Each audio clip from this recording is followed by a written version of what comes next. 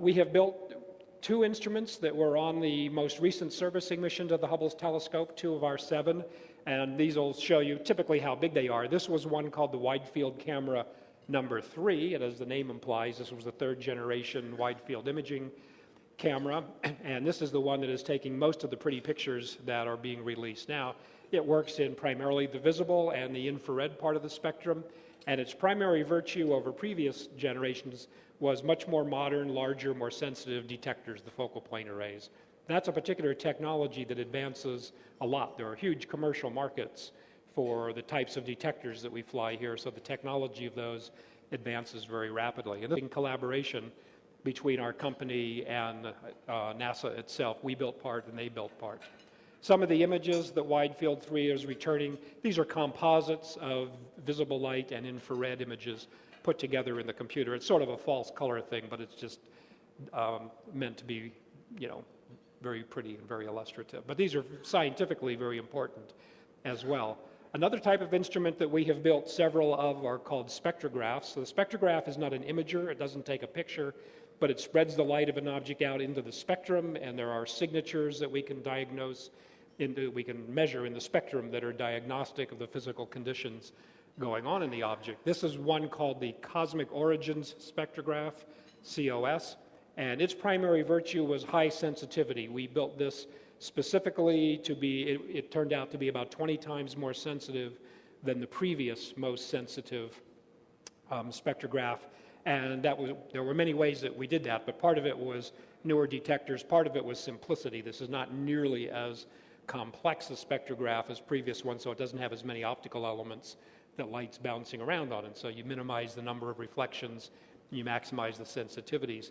It is recording what are called quasars. Quasars are the nuclei of active galaxies that most of them contain these supermassive black holes that are at very, very large distances away from us. And as the light passes from the quasar to us, all of the gas that's along the line of sight in the intergalactic medium can absorb and distort that light somehow. And by examining and measuring these, what are these dips in the spectrum here, those are formed by clouds of gas out in the intergalactic medium.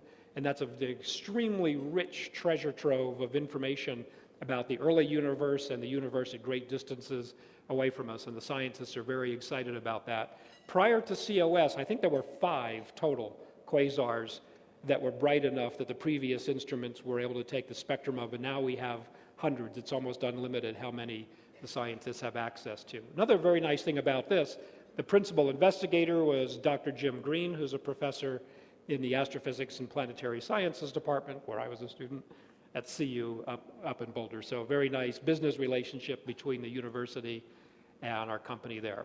Now for the future, beyond Hubble, the next big telescope that NASA is building is called the James Webb Space Telescope. This won't be launched for a few years yet. We are a major subcontractor to Northrop Grumman, who is the prime on this, and our responsibility has been the optical system. We built, this is a segmented primary mirror. There are 18 hexagonal segments there. There is a secondary mirror, which you can't quite see, but it's up on the front of this tripod. There's what's called a tertiary mirror down behind it, and another mirror, and a bunch of other stuff. And we have been responsible for the optical system, the mirrors and all of the mechanical systems, all of the software, the algorithms that control all of that. It's been a big job. It's been a wonderful job. We're almost finished. All 18 of our primary segments will be delivered within the next couple of months here.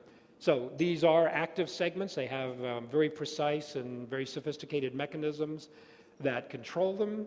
And we built what's called the testbed telescope, which is a small scale model, but it includes all of the hardware and all of the software, all of the functionality to demonstrate the control theory of it and to demonstrate that we can make this work as one very large telescope, not 18 small telescopes. That wouldn't be nearly as interesting. Another interesting mission that we were the prime contractor on is called Kepler.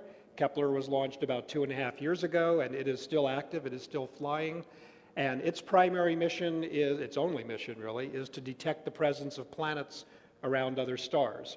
And it does this by monitoring 150,000 stars continuously with 30-minute time resolution. And coincidentally, of those 150,000, some fraction of them are going to have planets, And some fraction of those will have their orbits aligned fortuitously in a way that we are in their line of sight, and that as these planets orbit the stars, when they pass in front of the stars, there's a slight dimming of the starlight that lasts for a couple of hours.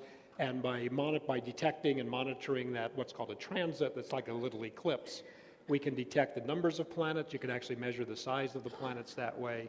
And it's primarily a statistical mission. We're primarily interested in just doing an inventory, getting an idea for how many planets there might be. This was the primary mirror for it. It's a relatively large telescope. It had a big lens out in the front of it as well, and it had a very, very large focal plane. This was the largest detector array that had ever been launched into space. This is how that large focal plane projects out onto the sky. It's a very large field of view, and this is a cartoon, of course, of the phenomenon. As the planet transits in front of the star, the brightness of the star dims by just a very tiny bit, and by measuring very precisely that tiny dimming, then we are able to diagnose these planets. And so far, there's something like 1,700 planets around other stars that have been detected with this way, so it's been enormously successful. This is the instrument called HiRISE, which is the large optical system that's on the Mars Reconnaissance Orbiter, in orbit around the planet Mars for about the last 2 years. And this has taken virtually all of the beautiful high-resolution images of the surface of Mars, including the polar caps, the craters, sand dunes, gullies, avalanches. They think they interpret things as avalanches, sand dunes, but all of the beautiful pictures of the surface of Mars. We were talking at lunch here about the mission called Deep Impact. This was a mission that we built for NASA for principal investigator at the University of Maryland. And the mission for this was to fly out and rendezvous with a comet in our solar system. And the spacecraft actually had two components to it. There was what's called the flyby spacecraft, which had all of the instrumentation and communications. And there was a smaller part of it that was called the impactor. And as the name implies, the job of this guy was to kind of get out in front of the comet and get in the way and let the comet run into it. Now, from our point of view, it looked like the spacecraft was crashing into the comet, but what really happened was it kind of got in front and the comet ran into that. It was a magnificent job of navigation, and I'm not taking credit for that. The navigation was done by people at the Jet Propulsion Laboratory, JPL, in Pasadena, California, but it was a magnificent job of maneuvering to get this thing right into place, and it was successful. It did have an impact, and it did excavate a crater and released a huge amount of gas and dust that the flyby spacecraft was able to analyze. And part of that analysis confirmed things like the presence of water vapor and frozen carbon dioxide and things like that in the comet. The Wide Field Infrared Survey Explorer, or WISE, we built the spacecraft. We did not build everything. We built what's called the spacecraft bus part.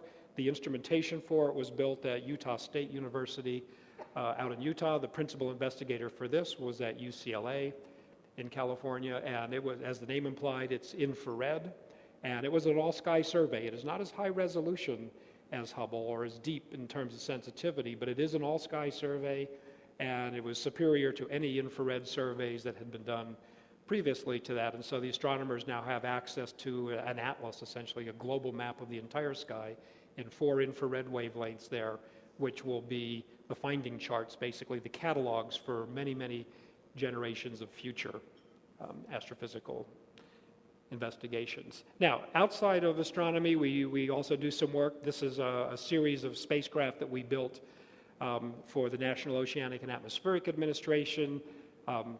CloudSat is a radar satellite that looks at the three-dimensional structures of clouds and water vapors and things in the Earth's atmosphere. And Calypso is a second spacecraft there, and that is what's called a laser LiDAR. That's a laser that pulses down into the atmosphere, and the returns of those pulses contain information about the aerosols and, again, the cloud structure. And these are very relevant things to issues about global warming and changes in the atmosphere and the environment that are going on. And this is the highest precision and the highest volume, the best global coverage of data that the scientists have had access to there so far.